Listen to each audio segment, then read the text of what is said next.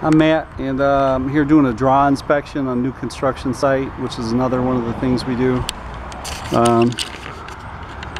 It's part of the civil engineering inspection services that we offer. So this is obviously new construction, and we just came to make sure the drain tile was put in. The pea gravel was put on top of the drain tile. We're already here, and the pea gravel wasn't in yet, so it is now.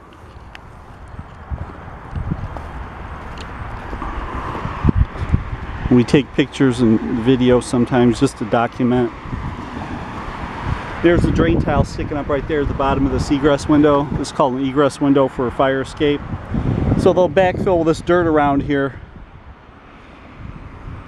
The drain tile that's underneath the gravel connects into, there's going to be a sump pump installed in this property. They haven't got the pit dug yet. Those are the stanchion pads over there for the poles, for the I-beams, you know, that run down the middle. There's going to be 1, 2, 3 I-beams in this house.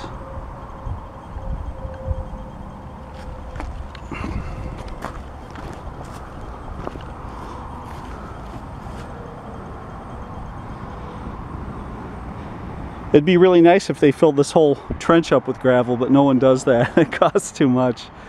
Pea gravel costs too much. So they put the pea gravel over the drain tile so it doesn't get clogged up with dirt, and it's got a silk sock around it too. They call it silk, I don't know what it is. It's right there. It's that black material around it, if you can see it against that black wall. There it is. And then it gets covered up with the pea gravel. That's a drain for the bottom of this window well, or egress window. But there's a T under there, a plumbing T, and it connects into this, and then it goes into a low spot wherever the sump pump's going to be here. But the pea gravels to keep them from getting filled up with dirt. At least it helps prevent it for a while. I think eventually all drainage systems fail and they've got to be redone. So that's why it'd be nice if they filled all this up with pea gravel or sand, and it'd probably last a lot longer.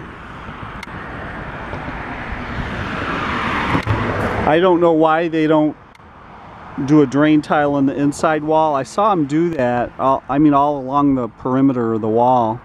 I saw them do that on a Home Time episode one time, and I thought that was a great idea. And they put cleanouts inside too, so you could access the drain tile. There's one outside the wall and one inside the wall, with cleanouts inside the basement floor, so you could snake out the drain tiles if you wanted to.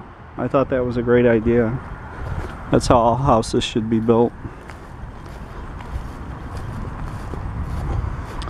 And see, the drain tiles, they go through the footing. The footing's the bottom of the wall, and there's a pipe that goes through the footing, and it's called the bleeder. Right there's one of the bleeders coming through the wall, and then that'll connect onto pipes that'll crisscross underneath the floor, but you never see any cleanouts in them. And it doesn't go all the way around the perimeter of the wall either. It just crisscrosses the floor and connects into the sump pump.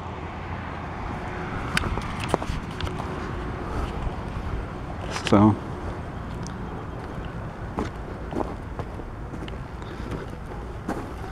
this is what that black drain tile is typically made out of. This one's solid, there's no holes in it.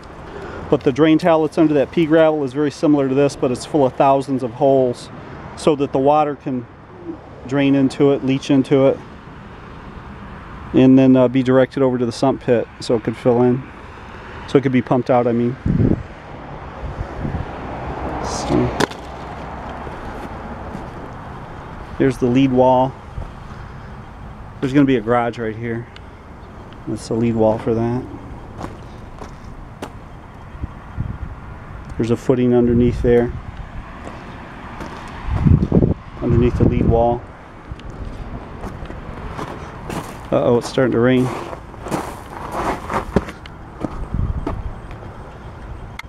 These are called Simpson ties right here.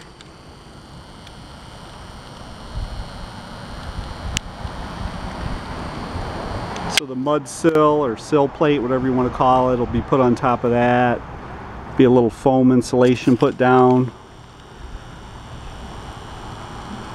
And the sill plate on top of that, and be nailed to it, and it kind of holds the wood structure to the concrete foundation.